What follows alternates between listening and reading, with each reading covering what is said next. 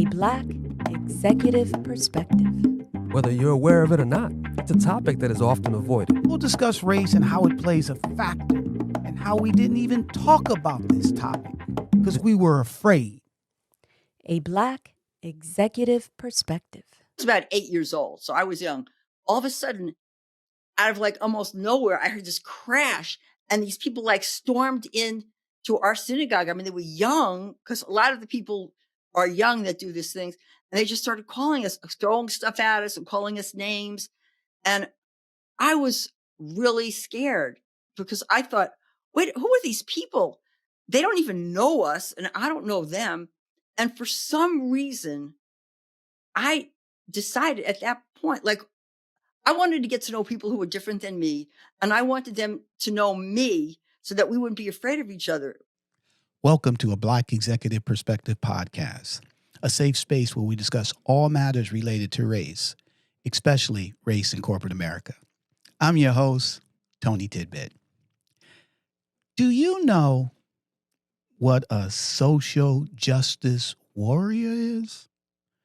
You know, you think about it, you hear these terms, and sometimes they sound positive, but then sometimes they could be negative as well. So let me see if I can help everybody out in terms of what is a social justice warrior. It is a term that emerged on social media. It is used to describe individuals who are highly vocal and active in promoting and advocating for social justice causes. Social justice warriors often focus on issues related to equality, diversity, and various forms of discrimination. They are actively engaged in discussions, campaigns, and activism to address these concerns. However, as in everything today, it's also employed in more of a derogatory manner to criticize those seen as overly zealous or self-righteous in their pursuit of social justice goals. Today, we will discuss what does it take to be a social justice warrior with our guest, Sema Lieberman. Now, let me tell you a little bit about Sema. She's the host of a great podcast called Everyday Conversations on Race for Everyday People. And she's also globally acknowledged as the inclusionist. She excels in developing inclusive workplaces that empower employees to excel in their roles, creating environments that leave a positive impact on pretty much everyone she kind of touches, which is awesome. Sema has also been honored as a recipient of the Global Diversity Leadership Award. Sema, welcome to a Black Executive Perspective podcast. Hi, I'm so glad to be here. I'm glad you're here too. I mean, look, you and I met. You've been nothing but a energetic individual that I love to be around. I was so excited that you accepted our invitation to come on to our podcast. You and I and our teams are doing similar things with your podcast. So we're going to dive into all that in your background. And then we're going to talk about this social justice warrior, right? And the good and the bad. So appreciate you coming on. So to get started a little bit, why don't you give us a little bit on your background, where you're from, family background, a little warm up before we get into the heavy stuff. Well, I live in Berkeley, California right now. And I grew up in the Bronx in New York. And that's where I got involved in social justice growing up in New York. I mean, should I tell you how it started? Yeah, you can tell. Give us a little high level, and then we'll dive deeper. Okay. Hey, the way this started was, I'm Jewish. I grew up in New York. It was shortly after the Holocaust. I heard all these stories about the Holocaust. We were all pretty traumatized. And one day I was in synagogue with my father. I was the holiest day of the year in the Jewish calendar. And we were praying and fasting and being quiet. And then all of a sudden, I was about 8 years old, so I was young. All of a sudden, out of like almost nowhere, I heard this crash. And these people like stormed in to our synagogue. I mean, they were young, because a lot of the people are young that do these things. And they just started calling us, throwing stuff at us and calling us names. And I was really scared because I thought, wait, who are these people? They don't even know us and I don't know them. And for some reason, I decided at that point, like, I wanted to get to know people who were different than me, and I wanted them to know me so that we wouldn't be afraid of each other. But I also thought that for some reason, I said the only way to be safe is to be with other people who have experienced something like this. And I just started getting to know and hang out with other kids that were like, either that were Black, they were African American, or they were from the islands, from Jamaica, West Indies, and people who, and also and Puerto Rican kids, because I felt that was going to be the way for us to be safe, and I was really young, but that's how it started. Wow. And just to back up a little bit. So when you said people were throwing stuff through the windows, who were who were these people doing this? They were these young white kids who went to Catholic school. And I mean, they were older than me, but I was terrified. And obviously they were saying, very. They were saying, kike, they're calling us yids, kikes, go back to your country. And I mean, if it was today, but I was a kid. So yeah, so it was terrifying. And I mean, that's what got me involved in the civil rights movement. And then I started going on picket lines when I was like about 9 years old, because I felt that my freedom or my safety could only happen when other people were safe and other people weren't being discriminated against. And I went on the March on Washington in 1963. I was really young. That impacted my life. I don't even, I could tell you, yes, I did hear I Have a Dream. I was there for that speech, but I was probably too busy looking around, being obsessed with myself or other people. But at least I was there. Right. I mean, Well, number one, sometimes we're in a spot and things are happening and we don't recognize the significance of it.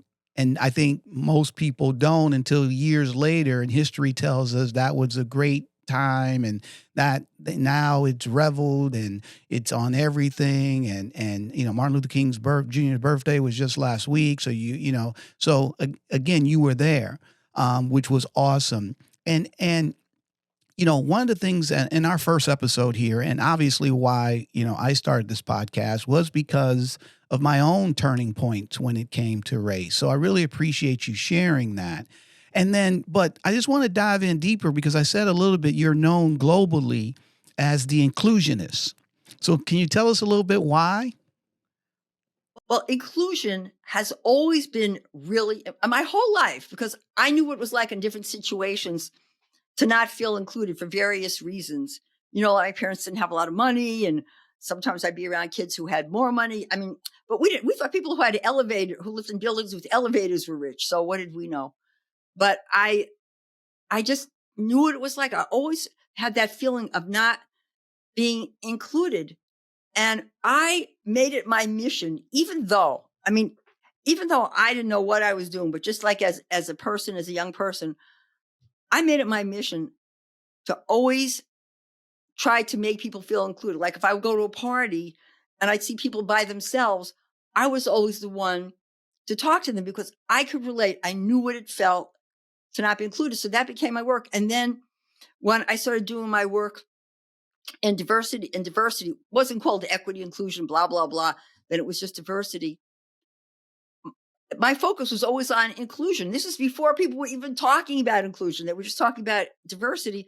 And several people said, "You are the inclusionist." And at first I felt weird. Well, do I deserve to have that title? And they said, "Yes, you are the inclusionist." And so that's how that started. But my whole life I was always like that. I was always the one that I always wanted to make people feel comfortable. I mean, I wasn't trying to rescue people, but I just knew that whatever happened, we needed to all be together. And that's why, like when I was young, also I started working. I got involved with this white group. It was a white working class group called the Young Patriots, and we worked with the Black Panther Party. They worked in the Black community. It was the Young Lords. They worked in the Puerto Rican community, and we worked in the white community. And we would bring people together, which showed me that it can be done. And we would all get together, and we would have open conversations, and we would have dialogues, and we would get to know each other. So I knew that was possible. I knew that you could create communities where people were included, and I knew that people could come, that you could bring people together. And as the inclusionist, I did that. I do that in businesses and organizations. I mean, I'm not like out on the street, but I know that in organizations, it's really important. I mean, because when you think about it, people saying, "Oh, let's get rid of inclusion and diversity," blah, blah, blah. But I want to know, on what planet would somebody have a business and not want everybody to feel included? Because when people feel included, they're going to do their best work. So maybe some people are reacting to diversity, inclusion. I don't know what they're thinking, but I just want to ask them. So if people feel included, you're going to have profit. But if they don't feel included, they're not going to do their best work. So you're going to go bankrupt. So I don't get it. I mean, it's so obvious to me. Well, listen, your energy and passion is so infectious, and I can definitely see why they call you an inclusionist. I also definitely agree with you. You know, some people have that, talent, that empathy, I should say, more empathetic in terms of seeing certain situations and, putting themselves in that position and then reaching out to make people feel welcome. And you're 100% right. Who, from a business standpoint or in any endeavor, who wouldn't want somebody to feel welcome? So I'm so excited that you're on here. And so let me ask you this, because you've accomplished a lot. You just got finished just in the first 5 minutes from, the Holocaust to Martin Luther King to the Black Panthers to the Young Patriots and we just getting started. All right, which is great. Okay. But you have a great podcast, Everyday Conversations on Race for Everyday People. I've listened to it. We're going to talk about a couple of the episodes today. You've invited me on as a guest, which I really, really appreciate. And more importantly, it shows a type of love and back to your moniker in terms of being the inclusionist. But the question I have is, why did you want to come on a Black Executive Perspective podcast today? Well, several reasons. One, I met you and I said, okay, well, he's got to be on my show. And because you talk about all issues around race. And I like the way that you talk about it because you're like me in that you're conversational and it's real. It's not, you're not just everybody needs to know statistics. Yeah. But you talk about like real people's experiences. Like you had a show on colorism. And I look at that because a lot of people don't really get the whole color structure. They don't really get the whole colorism that even in corporations, even in businesses, even that, the reality is white people, not to disparage, but many white people trust light-skinned Black people more than they trust dark-skinned Black people. And I know that I have a friend who was a mental health counselor, and he's worked like with domestic abusers and all that. And he's Black, and he was on my show, and he was saying, which is true. He said that in the criminal justice system, that oftentimes white people will get rehab or they'll get counseling. Black people will go to jail, and within that, he said, darker skinned people get more time than lighter skinned people. So it's like white, go to rehab. Light, you still go to jail, but you don't go to jail for as long as. And the darker you are, the more time you're going to get. And I thought that was such a good show because so many people don't realize that even they have their own biases. People have biases within their own group too, but that it's impacted a lot of people. Well, and you're 100% right. And again, for the audience, if you haven't listened to that episode, please do. It's called Colorism. And we definitely, with Dr. Patrice Legoy, who has a PhD, who's really studied this, she was fantastic in terms of breaking it down, not just here in the United States and not just with Black people, but in every culture from a global standpoint. So thanks a lot, Sema. I really appreciate that. And I'm glad you enjoyed it. Now, here's the thing. You talked a little bit about, and again, I'm thinking that's what it was, your racial turning point when you were a kid in New York, people in your synagogue, people throwing stuff in the windows, calling you all type of names. You're a kid. I would imagine it's the first time. Oh, I think you said it. It was the first time it ever happened. It really changed you from an individual and made you want to learn more about individuals, but more importantly, make everyone feel included. Tell me now, look, why did you start your podcast? Because you've been, have this podcast now, I believe 4 or 5 years. You're very accomplished in a lot of different other things. Why did you all of a sudden say, you know what, I want to do this? Well, it had always been my dream to do something with media, but my podcast, and the reason that I started it was that for years, I mean, ever since when I worked like with in the Patriots, we would do dialogues, cross-race dialogues. I can't remember what we called them. We weren't that sophisticated to say, oh, cross-race dialogue. But we would be Black, white, and brown people together to dialogue and get to know each other. Because when you get to know each other, you can't hate each other. And then what started happening, I mean, I have friends from all different backgrounds. So, and people will know, I will talk about race anywhere, because some people say, I'm afraid to talk about race. I say, I'll talk about it anywhere because it's really important and with almost anybody. And so a lot of my friends, and I wasn't getting to see some of my friends because they were busy. I was busy, but friends would call me to talk about racism. Like some of my Black friends, like if a white person called them to say, hey, what should I do there? They'd say, talk to Sema. So then they would call me, but my white friends would call me and say, oh, was I being racist? Blah, blah. What should I do? Or I think I was racist. Blah, blah. And then my Black friends or my brown friends or my Asian friends would say, this is something that happened. Listen to this. They go, listen to, go listen to this. You got to know what happened. And I'd say, oh man, yeah. Or they say, do you think that they were being racist? And at first I'm surprised. Well, don't ask me, and then I thought, you know what? I really want to get people to talk to each other. And actually, there were some shows I used to watch. I still do. Do you know who Charlemagne the God is? Yeah, of course. Okay. I was watching The Breakfast Club and I thought, this is the kind of show that I want. And you would have all different kinds of people and they would talk about race, just like an everyday conversation. I thought, this is what I want. And then I was watching, well, you're from the East Coast, Jesus and Miro. They would like joke with people and they would talk about real things. So that was another one of mine. And then I watched Larry Wilmore. I just, I want to have that kind of show. So my original idea was it was going to be cross race. I mean, it's always cross race, but I wanted to have different kinds of, like more than one guest. But then it just got a little bit too hard to always have 2 guests, although I like having 2 guests.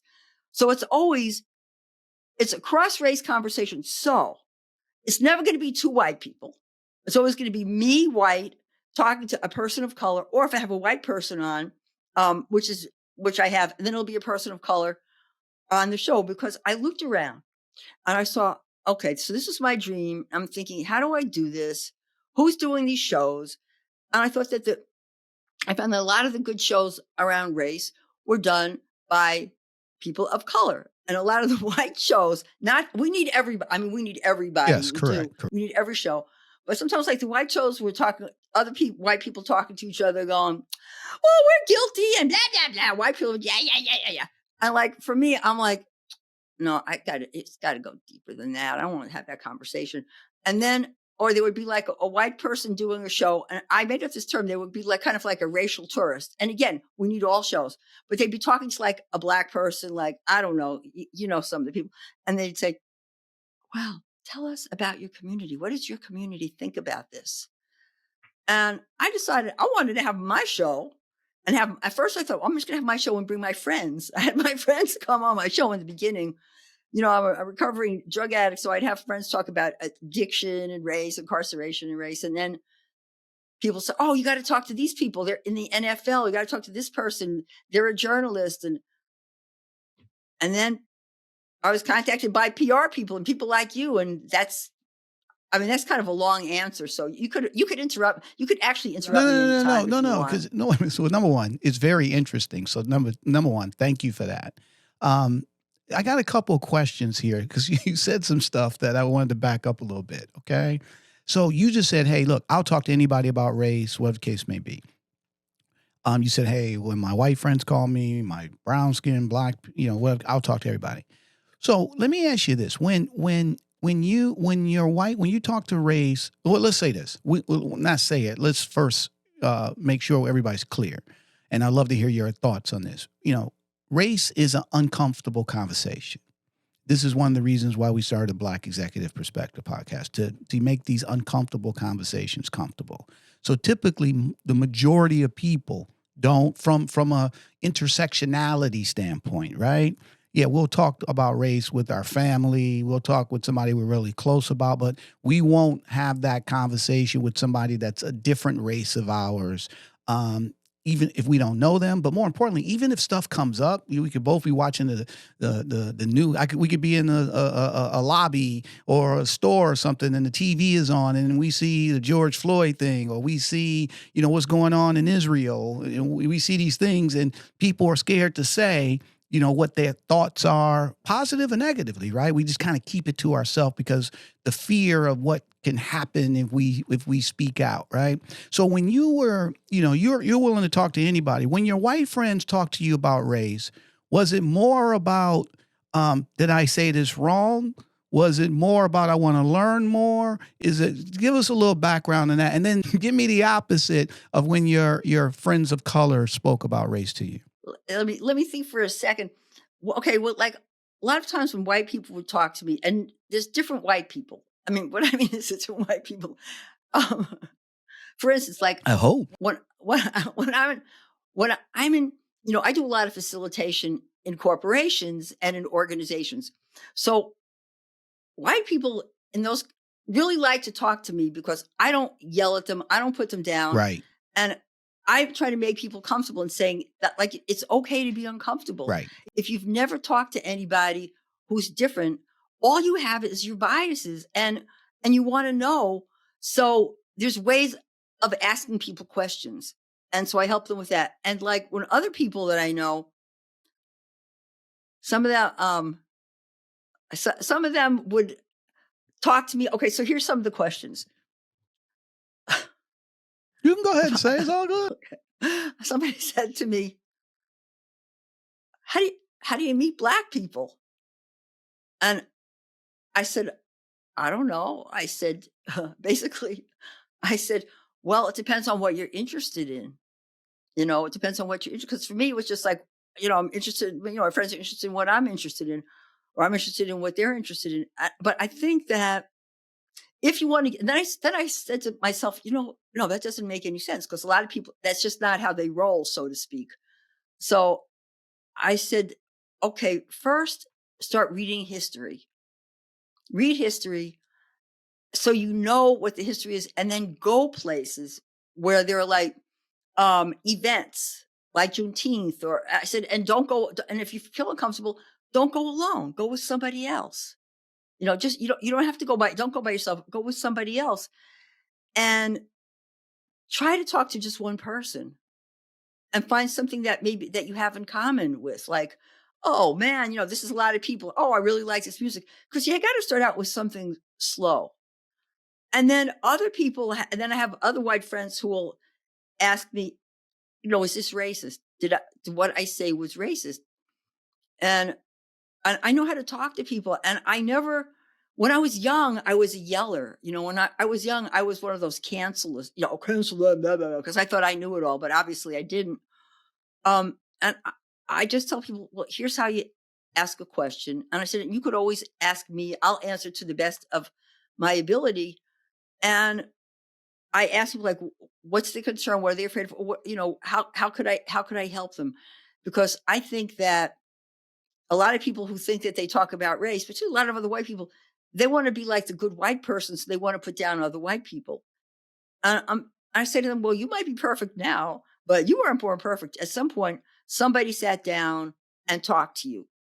I mean, at some point, like I grew up with a lot of Black friends, but that didn't mean that I really understood what they were going through. It doesn't mean that I really understood. I mean, I understood like prejudice is bad, discrimination is bad, but it wasn't until we started having like those really deep conversations that I started to understand. I mean, obviously I'm never going to understand 100%, but that I started understanding more. And people just don't know on their own. You just don't, despite what some people think, people have written books, despite what some people think, you don't just say, oh, I'm a white person. Okay, I'm going to like, through osmosis, I'm not going to be racist. But at the same time, if you have a willingness to learn, then you could learn. And I feel it's my responsibility as a white person to talk to other white people, but to talk to people in a way that's not yelling at them. I mean, actually, like some of the people I have the easiest time talking to, like during the last election, somebody said to me, well, I don't talk to people in the flyover states. This is another white person. I'm like, what's a flyover state? Well, those states where people fly over because they're racist. I said, first of all, there's no such thing as a racist state. There's no such thing as a racist city. There may be norms that are like that, but everybody's not like that. Right. I said, and you start out by finding something that you have in common with them. I lived in Oregon for a while, and I'll tell you, this might put me on people's like negative list, but we went hunting. Now I was from the Bronx. I mean, I saw guns, but they were aimed at people, not at animals. But I mean, I don't hunt now. I don't kill Bambi, just so you know. But I was comfortable around guns. I didn't have that freak out. So one time I was doing a workshop, and I had these guys in my workshop. It's law enforcement actually, and they knew I was from Berkeley, and I'm doing diversity training, and they're thinking, "Oh, yeah, we're going to show this liberal woman from." Oh, it was all men, by the way, too. And somebody said something about hunting, and I said, "Oh, a lot of people won't get this." I said, "Oh, did you have a spotlight? Did you use a 30-06?" And they all looked at me like, what? She knows something, huh? Yeah. So then they loved me, and I was able to find something to talk to them about. And I think that's what's important. You got to start out with what you have in common. So I have an easier time talking to white people I grew up working class, but also talking to white people from the so-called flyover states. That they're the people that don't think that they know everything. Right. And they're the people that don't know. And they'll say, well, I was somewhere. And somebody said, well, I never talked to a Black person before. I've learned so much. And I said, well, maybe they never talked to a white person like you before, and they've learned so much. Right. I mean, got to be that anyway. So that's not to go on and on. No. So it's all good. I don't want to take over your show. No. It's fine. Look, it's a rent to own. Okay, so we're good. We're good. I put it on Verbo. Okay, I put it on Verbo. It's all good. Let me just back up a little bit, because and again, I love you. You like I said, you're very passionate, and I love hearing your stories. The thing is that we all have things in common. Okay. Doesn't matter what the color is. Now, there are certain things that, based on our environment or our own personal experiences, that may be different. Sometimes they may even be the same, okay? But to your point, you can meet any, here's the thing. People of color have had no problem assimilating or meeting white people, working with them, hanging out with them, and 9 times out of 10, for the most part, we're the minority of the situation, right? I've been in places where, I've been the only Black person at a company or in my division, or maybe one of 2 of 300 individuals, okay? And, I had to learn how to chat with everybody, okay? And, one of the things I learned a long time ago, a good friend of mine taught me this. He taught me this thing called form. And he was like, look, and this is for anybody, this doesn't even have anything to do with race. He was just like, look, if you're a shy individual, and you're just afraid to network and you don't know what to talk about, here is a acronym that you can use that you can talk to anybody because it relates to everyone. And it's called FORM, FORM. And what it stands for, family. So tell me a little bit about your family. All right. O is occupation. Where you work at? For real, right? R is recreation. What are you doing for vacation? Oh, you play sports, right? And then M is whatever message that you, based on those other things that you want to share with the individual. So it doesn't matter. We can meet anybody and open up any conversation by using FORM, FORM, family, occupation, recreation, and message, right? However, all that being said, the stuff that you were talking about in terms of, your friends, your white friends reaching out and asking you, and that's a good thing, right? People are trying to learn. And Yeah. some people live in areas there's no diversity. All right. I'd rather somebody, and let me ask you this. Would you rather somebody come up and say, and we laugh and say, oh, that's funny. How do you meet black people? But at least they want to. All right. It may sound silly. It may sound because they're like, well, but at the end of the day, that shows some type of action that, hey, you know what? I want to start, expanding my group of friends and start reaching out and meeting other people of color and stuff like that. So I don't see that being a negative. But let me ask you this though,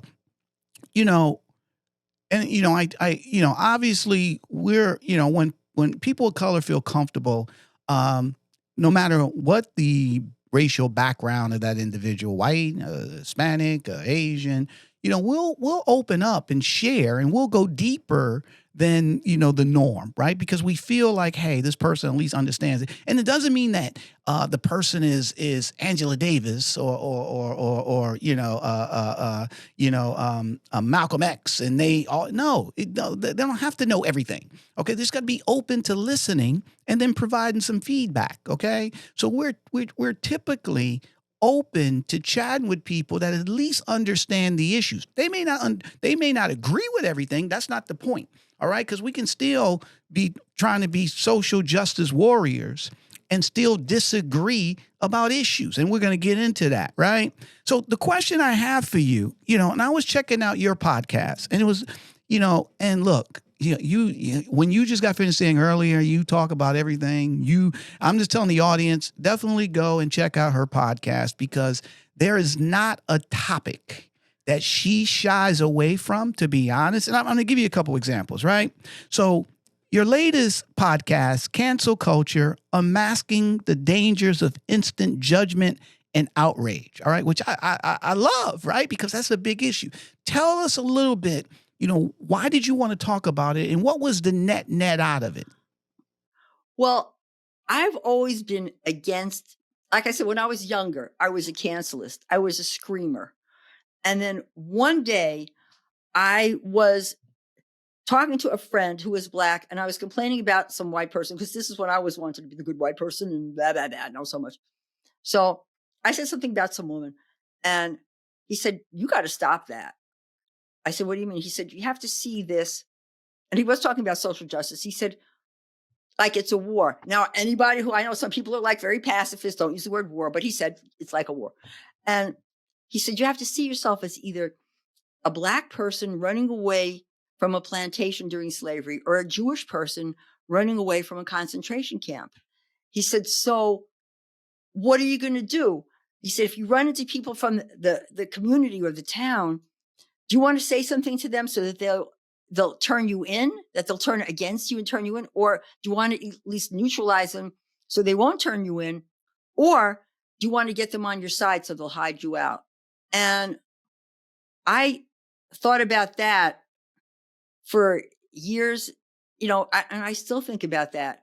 So that's always been on my mind. So when people started doing cancel culture, it really annoyed me. I mean, it really irritated me, because when you cancel people, you're saying people can't change. And I believe that we all can change, because a lot of stuff I didn't know about. I mean, there's a lot of stuff I don't know about, and I have to learn. And I'm sure I've said some stuff I know I've said some things that I that were kind of off the wall, and somebody said something to me. So I'm seeing more and more cancel culture.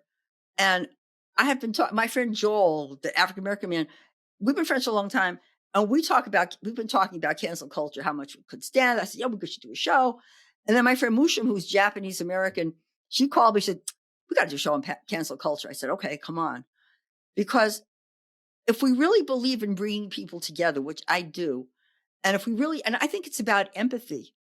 And I think that people who are like the cancel culture warriors, cancel, they don't have empathy at all. And it's a privilege. I mean, it's a privilege to be able to cancel people because you're saying we don't need people to get things done. I mean, if you look at change has happened because everybody got involved. Like even in the civil rights movement, I mean, you had to have white people get involved because white people listened to white people and they were closer to the power. Gay marriage, straight people listen to straight people. And we need everybody. And this canceling is just saying, you're no good. Look what you did 20 years ago. They don't ask, what's happened in the last 20 years? How did you change? Who are you now? I mean, no, listen. I can tell you some stories. So I thought it was really important because I really wanted to speak up and share empathy with people that you could talk. Anybody could come and talk to us about anything, right? And we'll listen, and if we need to like say, okay, think about it this way, we will. But I don't want people to be afraid. I used to laugh when people say, "No, people are just afraid to say anything." I said, "Oh, come on, it's not true." But I see it more and more, and then I see that like on so-called the left, social justice.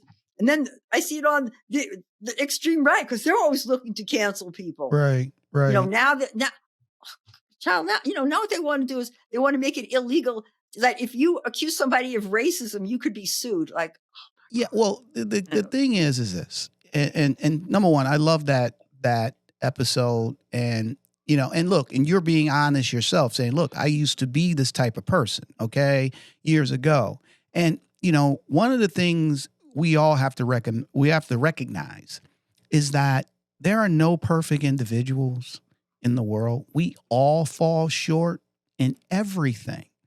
And at the end of the day, who gave somebody a magic wand to go around and say that this is wrong and you shouldn't do this or he should be fired or whatever the case may be, versus, to your point, loving the person where they're at and educating them and giving everybody a second chance. Here's the thing. I remember, and you'll probably remember this. You remember who was the governor of Alabama? George Wallace. Okay. Now, most people don't know this. Okay. They know George Wallace as, the Stonewall Jackson of segregation. All right. Segregation today, segregation tomorrow, segregation forever. All right. Now, the real history of George Wallace, he didn't start off that way. George Wallace, in his earlier political, was trying to include people. Okay? And yeah, I know Sema's looking at me, for real? Look it up. I knew about the post George Wallace. Yeah. No, but I want to get to that. I'm going to get to that. But in the beginning, he was more about trying to bring people along, but he lost the election. Okay? Because when he ran for governor the first time, he lost. And his advisors told him the reason he lost is because he didn't take a stand against against civil rights. And then he changed. And then he became the definition of segregation. Okay? And people don't know this. He ended up trying to run for president and got shot. Okay? And then I read this. This was, and I can't remember the year, Sema, you may know. This might have been in the late 80s. But then I saw Coretta Scott King. I think it was Coretta Scott King, Martin Luther King's widow. I thought it was, and it may not have been her, but I saw it was a picture in a magazine. It was an article. And I saw, so I can't say it was Coretta Scott King, so I don't want to say that. But there was black people standing around George Wallace. And he said he had changed. Okay, and they forgave him. Or I got to look this up. I don't know if it was a Time article, whatever the case may be, but I saw it and I read it. And I'll be honest with you, at that time when I read that, I was like, he ain't changed. Why are you even spending time with him? Blah, blah, blah. I was younger. I was like, blah. But the bottom line is this. If he changed and he's out trying to educate other people from his mistake, okay, then why, and again, talking to me, why was I looking, and I probably wasn't the only person, why was I looking like, forget him, all the stuff he did, blah, blah, blah. We have to recognize as human beings, we all make mistakes. And I want to dive into your next topic because it speaks a little bit to this. Because at the end of the day, if you try to cancel people out and you try to dismiss them because they made a error, all right, you're only hardening their hearts. You're not making them a part of the big tent. You're not showcasing love. You're just now making them even more committed to their stance because they're saying, see, look at what they're doing. That's not helping them change. And we just had on our last episode, what was the episode? The distinction of not racist versus anti-racist, right? And Renee Santos just said this. She said, you can't change people by shame. Okay, it doesn't work that way. You just can't do it. They won't. You have to do by love. And so I want to go into your next episode, a podcast that you did, which I thought, and I saw it on LinkedIn, and I thought it was great. And the title of that was From Conflict to Compassion. Jewish, Muslim, and Christian leaders share their perspective on the Israel-Gaza crisis. All right. And for the audience, and hopefully you go to her website and you see it. And she had a picture of a Muslim, a imam, I think it was, a rabbi, a Christian, a pastor. And all three of these individuals were together talking about the Israel-Gaza crisis, right? And today, everybody, I don't say everybody, but a lot of people were afraid to even bring that topic up because it's so polarizing. Even if you're trying to dance in the middle, somebody's going to get upset. So I want to hear, number one, why did you, and I think I know, but I'd love to hear for you tell the audience, why did you tackle that? And then the way you tackled it in terms of bringing somebody from the Muslim faith and the Christian faith and the Jewish faith together to talk about that conflict. Well, that's actually a really good question. I have been involved since I was young, since I was about maybe 18. I got to meet my first Palestinian person. We all went on a camp out. A group of us went on a camp out, and there was a guy from Palestine. And we were just asking, and the rest of us were Jewish. We were just all chatting away and just talking. And I've been involved like in Jewish Palestinian dialogue groups for, I can't tell you how many years, like over 40 years since I was really young. I was even in an Arab Jewish theater group for a while. We had a guerrilla theater group. It was fun. And it's a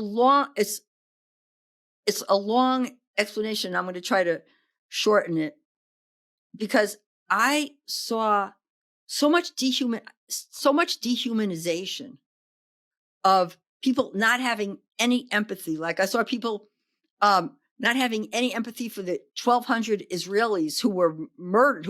They were slaughtered.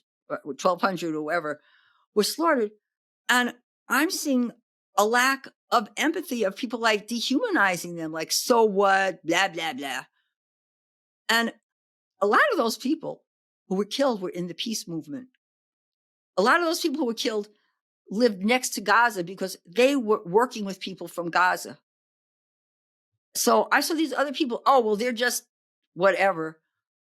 And then I saw a lot of other people, even more people, obviously, since 25,000 Palestinians have been killed, dehumanizing the Palestinians, saying, oh, they're not people. Or like somebody was on TV or YouTube asking this Israeli guy, but why are you killing kids?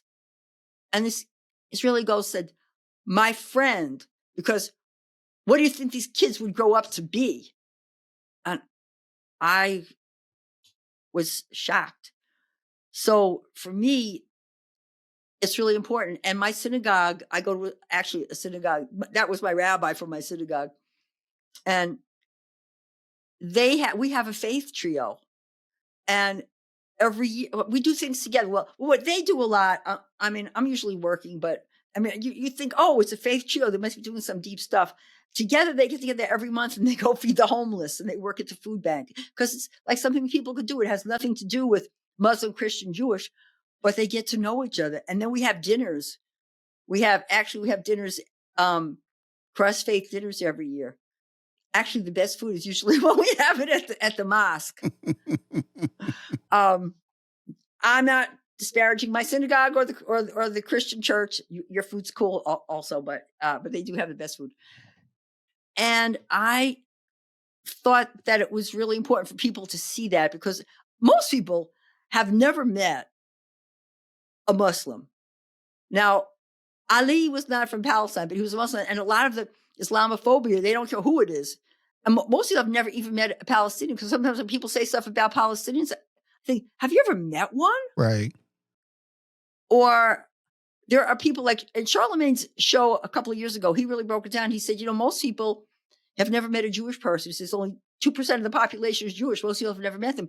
So people just have what they think. There's and no it's question. easy to dehumanize people. And it really is about, I'm thinking a lot really that with diversity, equity, inclusion, all that, a lot of people could say that that's what they do, but they don't have empathy. I don't hear that empathy. I don't hear that compassion with people who are different or people. And I think it really is about compassion and empathy because that's what not only brings people together, but it makes it last. It's more than just hiring 5 people. So when those 5 people are in your organization, what are you going to do? Right. How are you going to make it? It's about understanding people and the dehumanization around what's going on in the Middle East.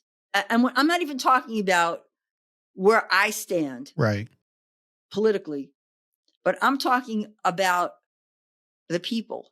Like, who are the people? I read this book called The Sympathizer by a Vietnamese guy. And in the book, it's a made up story of him playing a communist sympathizer from the North Vietnam, and he's infiltrating South Vietnam. And it messes with his head because he gets to know some of the people in South Vietnam who were the enemy, and they establish real relationships. And then he also has a relationship with the people from North Vietnam. And it's the same thing that in our Palestinian Jewish dialogue group that I used to belong to, people had never met a Palestinian or an Israeli even. And then they found out that they had things in common. Like you were talking about form. And what I do, like in all my programs, what are the keystones of my programs is we talk about finding commonalities in our multiple identities, and that we have people talk about what's important to you. We have people talk about their family, about what their values, what they like to do, recreation. Because I tell people, like, you could have a whole room of people, all different cultures, all different colors, but somebody, I always say, how many of you are gardeners? There's always like a black person, a white person. Who's going to say they're a gardener? I say to people, okay, look at these people. They're gardeners. Now, if they have a conversation about gardening and the type of soil, we are not going to understand it. But they have their own culture, and it's around being a gardener. So people are more than just one thing. So anyway, Right. It's a long story. No, I love it, my girl. I love it. About that show. And I just thought it's important because I know too many people.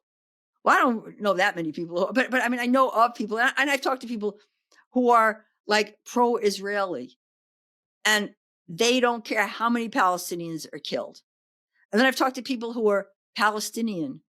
No, I mean, they're not Palestinian. No, most Palestinians, most Palestinians tend to be very empathetic, but people who say they support Palestine, yeah. and they think all Jewish people are like horrible, are monsters. Right. But when you look at, I mean, just when you look at demonstrations like for Palestine, there's always like a huge contingent of Jewish people. Right. And that's when you go on when you go online, you know, and you always have Palestinian people, oh, I'm so glad to see my Jewish brothers and sisters, blah, blah, you know. So, you know, it's more than just that. And you can't dehumanize people. I mean, you Right. could if you want to. I appreciate you. So, and Double A, I don't know if he feels the same. He can chime in. But just hearing what you stated, I've learned so much just in this last 5 minutes. And even your last statement in terms of, hey, when you go to these Palestinian protests, or, you know, pro-Palestinian protests, there's a lot of Jewish people there, right? And you don't hear about that, okay? And you don't hear about, you know, I love that. If you can repeat that book, because I think that's a book about the North Vietnamese person, you know, infiltrating South. And then, you know, that's really what it's all about. It's really about connecting with individuals. But when you do that, then you can empathize with them. And I think, you know, this is what I've learned, Sema. And then I want to ask you this question about what does it take to be a social warrior justice. But what I learn is that the first thing that we have to lower, which is tough because we've spent our whole lives building it up, is our defenses. We don't listen to understand, we listen to defend. Okay? And that's an issue. Because if you listen to defend, all you're going to say, well, look what they did to me. And I can't believe this. And they did this first. And you're not listening to understand.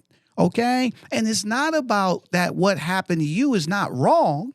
You're right. That did happen to you. And it happened to them too. So we have to get away from this listening to defend and more about listening to understand. And I haven't read that book, but I would imagine the North Vietnamese who went and infiltrated, in his mind, look what they're trying to do, and they're trying to take my country over. And then the South Vietnamese person is like, they're trying to own all of Vietnam. But then when they got together and they got the defenses down, they started saying, he ain't that bad. All right? Well, he said that, yeah. He ain't that bad, right? And that's where we have to go, because these are uncomfortable conversations. But if we're willing to do that, and you being the inclusionist, look, at the end of the day, we can make this world so much better. And not only, will there still be problems? Absolutely. Will there be disagreements? Yeah, that doesn't mean everybody's saying kumbaya. But what it means is that we start tearing these defenses and we start listening from a place of empathy. And, you know, basically what I've heard from you thus far today, that's how you've been throughout your life when they were breaking the windows in the synagogue. So let me ask you this. In terms of social justice warrior, how would you, if somebody's listening right now and they're like, hey, I would love to, you know, be part of that, what would you recommend? I would say, I mean, for me, because remember, first you said, oh, social justice warrior. I go, I'm not a social justice warrior. But then when you made said the term, I go, yeah, I am. Because I really am for social justice. And I think that if somebody says, I want to be a social justice warrior, for me, it's, do you care about people? Do you have the ability to see people as individuals? And if you could do that, because I guess I am a warrior. I'm in many ways, because I believe in social justice, and that social justice means including as many people as possible to understand each other. And when that happens, that's how we get social justice. But when people don't, we don't have social justice, no matter what, because social justice means the best, I think, that everybody's included, the best for everybody. I mean, yeah, this could be, you know, there's some people who are like professional racists, you know, they're professional bigots. That's what they do. That's what they live for. And they're not going to listen to me, Right. but they will listen to, there's a group called Life Beyond Hate or Life After Hate. They're ex-white supremacists. And they try to get people out of white supremacist groups. So those are the people, and there are people who were like in the Aryan Brotherhood, they were Nazis, all this stuff. So they can talk to other people and get them on their side. Because I think that, what do they say? What demonstrators would say? No justice, no peace. Right. But I think it's true that you really can't have peace until you have justice, and the justice has to do with empathy and making sure that everybody's seen as a full human being, and being willing to let go of racism and bias. It's not easy. I mean, I used to be one of those people, though. We talked about people who are defensive. I used to be one of those people who I didn't really listen, because I always knew I was right. You know, and so I really get defensive. I really, and it's something that's hard, because when you have a belief that a certain kind of person is bad, that becomes part of who I am, part of my identity, that I'm this side, you're on that side. Right. And giving that up, I mean, a lot of times, like, people say, oh, you got to give up your bias, take a class on bias. It's not that easy. I mean, it's a process. It's a process, because it's giving up part of your identity. If your whole identity you've identified as, I don't know, like a racist, but I mean, don't say you're racist, but as, you know, white people are better, or black, or whatever. And then you start to meet people who are different, and without even knowing it, you start changing how you feel, and then you have to rethink. I mean, okay, here's, my partner died 20 years ago, and a lot of the Palestinians from my Palestinian Jewish dialogue group came to the Jewish service. I had a Jewish, my partner was African American. She wasn't Jewish, but we had a Jewish service anyway. You know, we did everything. And one of my friends, who had never met a Palestinian person and saw these Palestinian guys coming and participating in the service, she said, you know, I never really knew any Palestinians. I just knew what I had heard. She said, I have to rethink how I look at people. That was a big deal. You know, that was like, I sound corny, but kind of like a gift, Right. in a way. Right. Listen, you know, I love what you said, you know, when you were talking about the ability, there's no justice, no peace, but also the thing that, from a bias standpoint, because we all have biases. It's not one group just have biases. All human beings have biases. And you're right. If they become hardened, then they are part of your identity.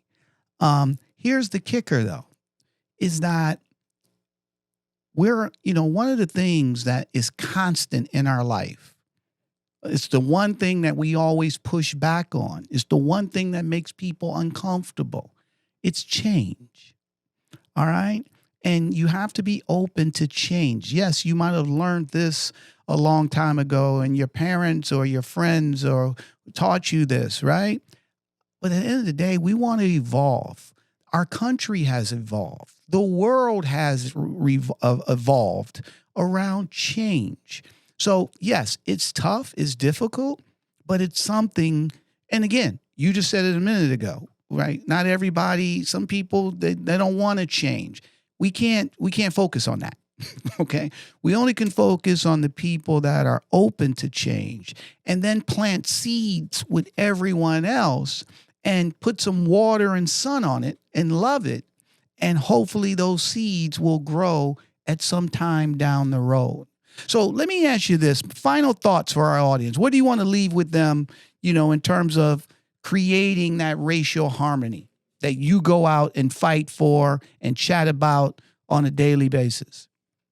Well, it's really important, and this might sound cliche, but it really is important to educate yourself. Read books. Don't just read one book, because everybody has their biases in their books, but read books about and by people from different cultures. And like I said, read more than one. You know, one of my favorite things to read, I am so into fiction. I read mysteries, and I read mysteries by all different detectives from all different cultures and all different countries. And I really learn a lot about some of the cultures. So read fiction, read nonfiction. Go see, and now, because of online, you could go online and you could take a workshop about different cultures all over the world and do that. And then attend some events that are about different cultures. And yeah, it's going to be scary and you might be uncomfortable. Don't go by yourself. I mean, you could go by yourself if you want. I mean, like now me, I'll go anywhere, but I didn't used to. I used to be really uptight. I never wanted to go by myself. So, and then just try to find commonalities. Find something. There's always something to find commonality with somebody, whatever it is.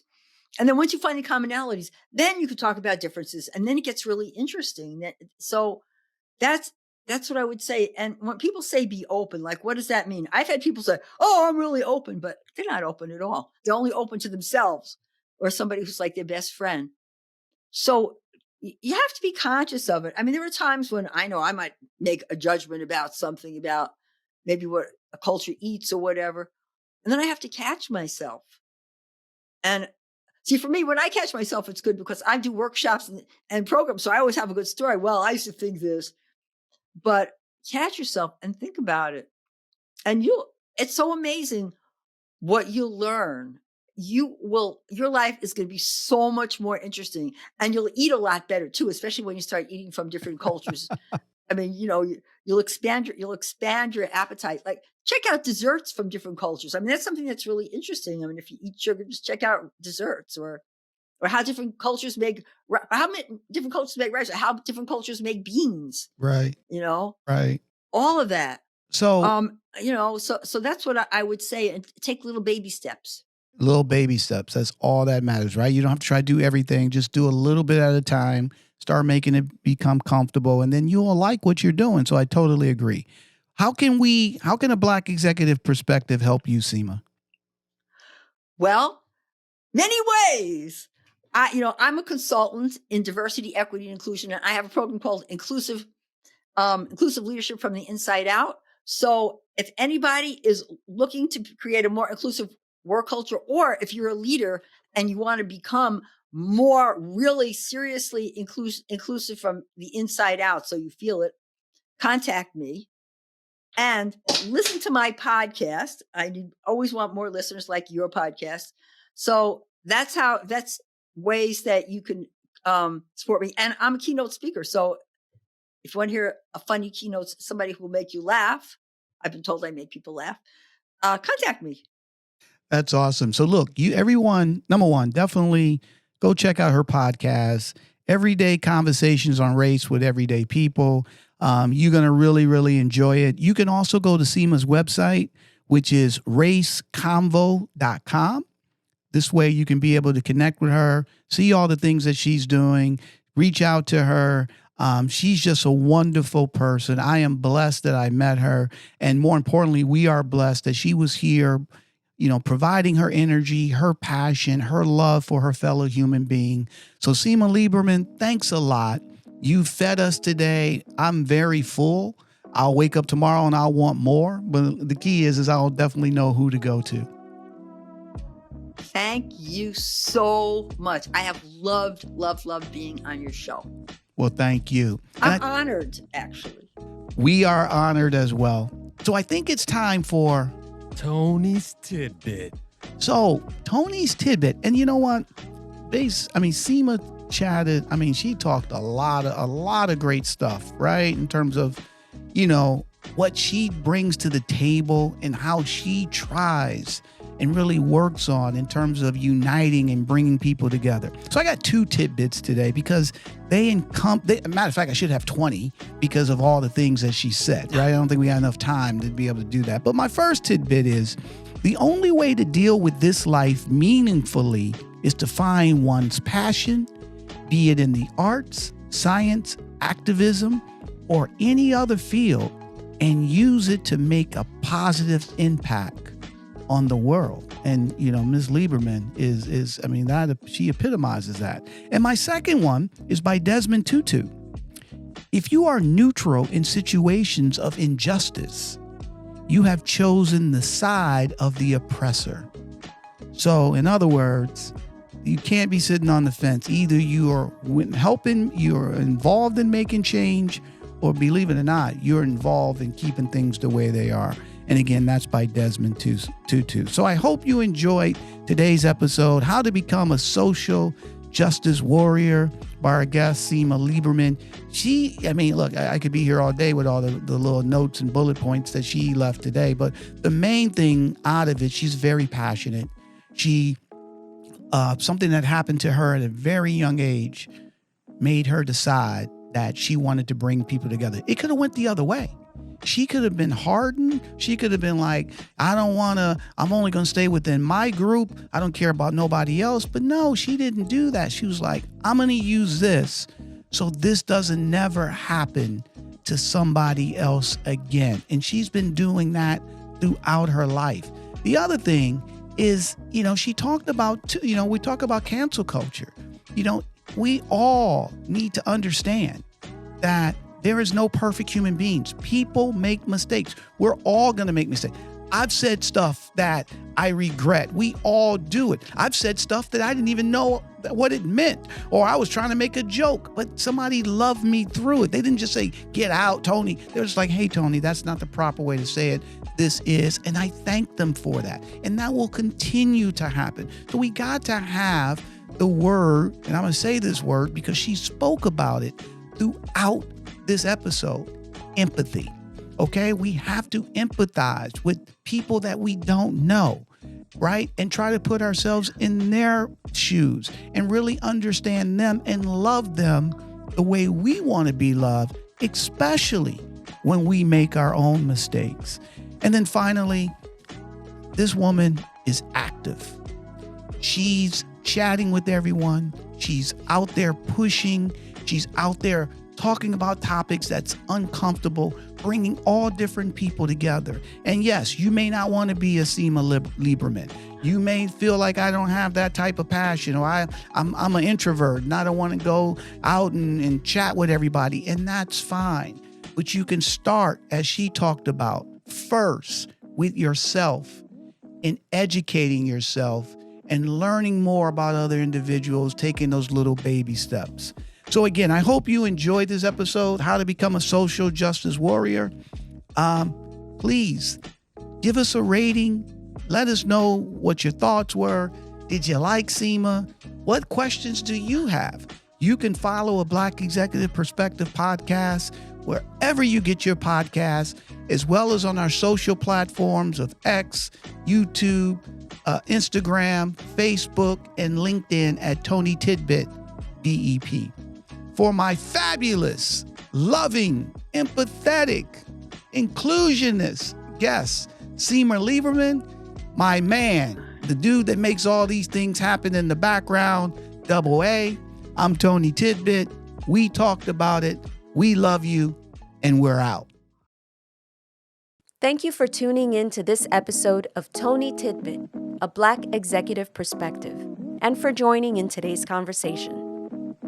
With every story we share, every conversation we foster, and every barrier we address, we can ignite the sparks that bring about lasting change. And this carries us one step closer to transforming the face of corporate America. If today's episode resonated with you, consider subscribing and leaving us a rating or review on Apple Podcasts, Spotify, or wherever you get your podcasts. Share this episode with your circle, and with your support, we can reach more people and tell more stories.